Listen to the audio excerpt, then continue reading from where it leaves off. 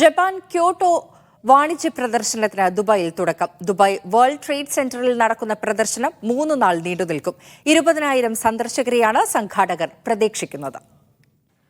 ജപ്പാന്റെ മിഡിൽ ഈസ്റ്റിലേക്കുള്ള കയറ്റുമതി ഗണ്യമായി ഉയർന്നിരിക്കുകയാണ് ഇക്കുറി ജപ്പാൻ ക്യോട്ടോ ട്രേഡ് പ്രദർശനത്തിന് ദുബൈയിൽ വേദിയാകുന്നത്.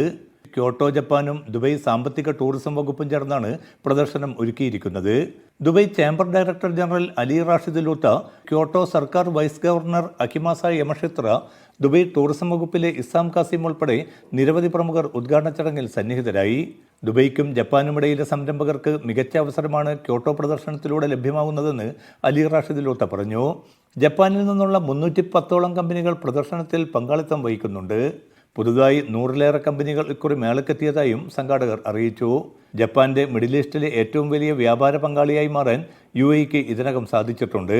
8 ബില്യൺ വ്യാപാരത്തിലേക്കാണ് ബന്ധം വികസിച്ചിരിക്കുന്നത്. Media 1 Dubai.